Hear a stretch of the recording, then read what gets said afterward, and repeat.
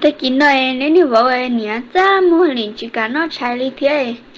tôi chỉ nói chỉ mất ra tôi là sư sợ li li li ấy tôi chỉ cho nó mỏ liền chơi thì nó trái pla thế bỏ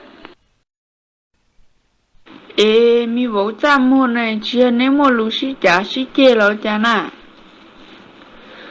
cái gì mà nhớ họ bỏ lời chế nhớ họ bỏ lời chỉ nhớ coi giờ tụi ra mua bỏ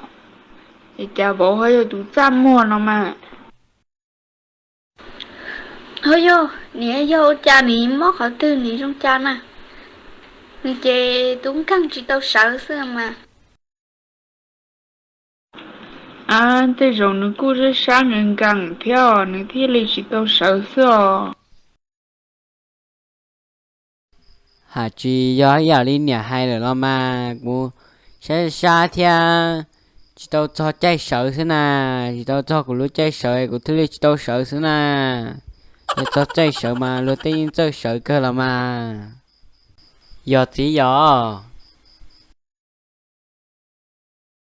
giờ là mà bảo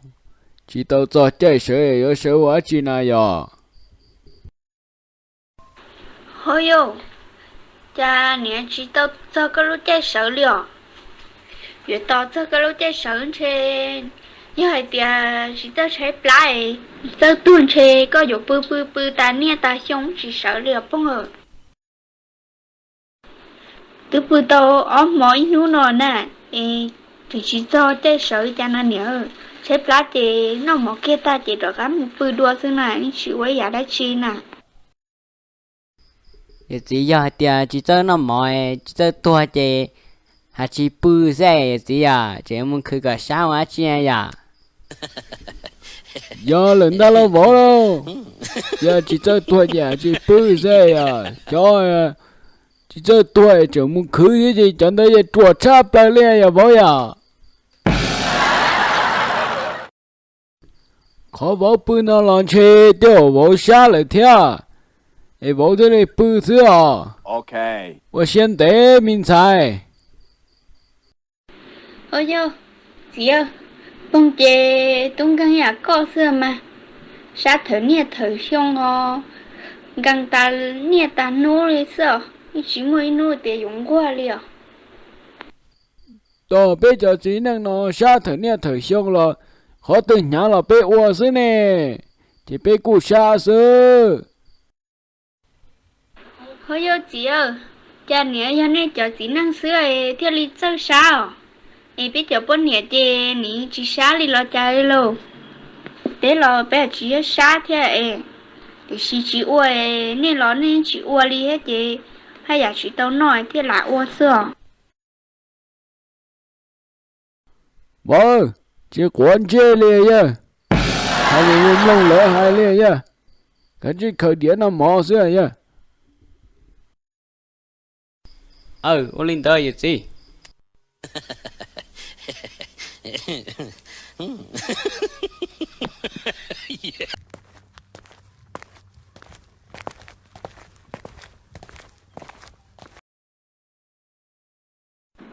mi vợ giờ tia la nhau nó chê nó bắt thi ở đây tàu đồ của cháu xe ê nè tay ê cái gì mua mà nè cái gì lại cái gì sợ trăng bay là mà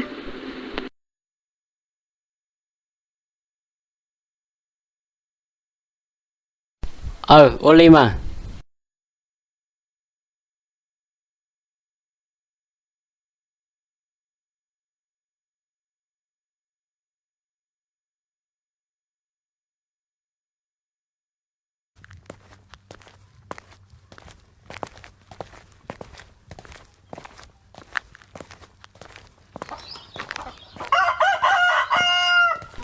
ô nè tay nó mà nè tia nó tên là nho thì còn nó tên một thiên tầng nó tên thì chỉ là nho thì là gần thiên tầng rồi nó kia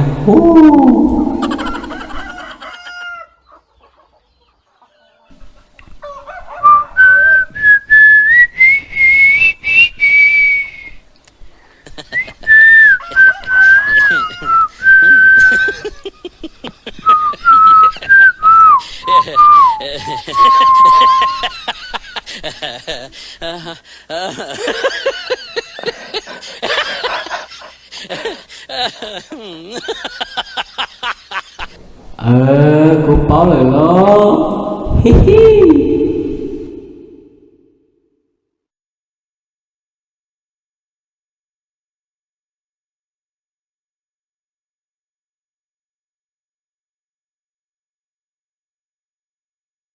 Ô giờ gì à, chạy giờ tôi rồi giờ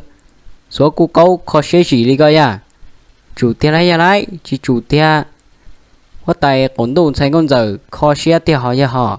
chạy ít liao tài còn đủ sai con giờ họ, ngày lần tiền tên nó lần trẻ có theo họ giờ họ. À bố ơi,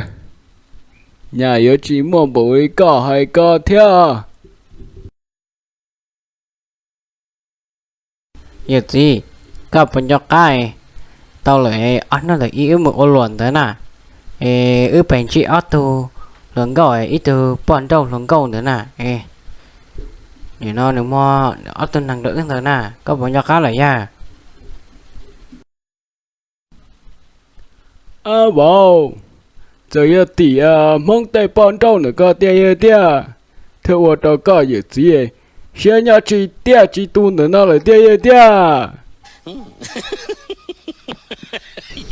Giờ gì, các bạn sao đã cắm một thà, tu bọn đâu nữa đùa mà giờ gì. Wow, uli chả tới chỉ 3 mù mà, cố chế, trở nên nu, thiệt trời sẽ hơn từ nó sinh ra họ ya họ. Giờ gì, giờ lên tới sót chơi ya, cũng mà lên thiệt có tao hộp kế cho có tao mùi ya, từ khi mà vấn đề mù nó, có bé sĩ khó từ là cho biết chỗ rồi à, giờ thì một sẽ hơi rong cho của mình đi, cho mùi à.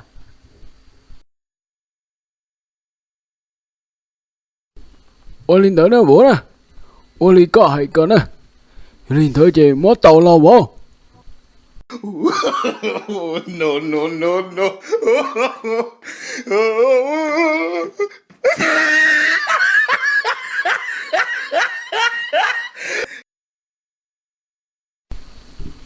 Tên này tờ nó dễ nhớ thâu ở đó chị nè, rồi tiểu lấy một thằng lương gọi, nhua cho tay chỉ tờ nó bé trực qua tàu nè. Ô, chẳng trông ta là sao, để cho một thả lông gò nè, chẳng ta gì nè,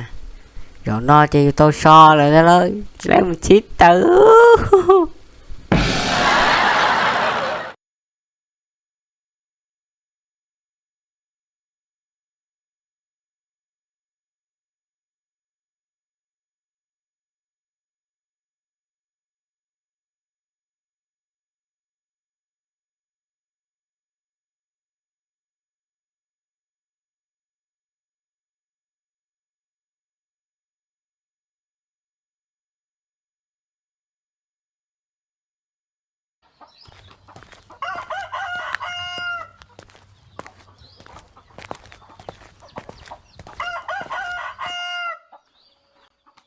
Đi bảo cha chỉ bảo có gì mua đồ từ kia ở cha cũng từ có 3 7 tờ tôi cũng trâu nói có 7 tờ lo cha có lo rộng được con à. Nhật tay cũng gắt tàu rất thân đến nói, giờ xin không của hết tia cũng gắt tàu mua đắt chi này, cứ té cho giờ gì thì cũng mua gắt một chiếc tàu này giờ gì hết tia. Giờ chỉ cho tao lo lệ chạy thì cũng chỉ tao nó của thì cũng chỉ tao rồi chỉ có chỉ tao này chỉ lo chẳng cái đó tao là của tên nó mua là ai chỉ tao là Linh được bây giờ giờ cái tiền có giờ chỉ nó chỉ con cái lúc thông được nó muốn cái khó để lo cho bé muốn cái chua lo bé nó mỏ. Nhật tay này mà chúng tôi thoát từ chỉ dù thôi, chỉ cái là to, như đi cái là to là cái gì, chỉ cái là bé to thế, chỉ sao to vào đi à? Linh tới lắm mà.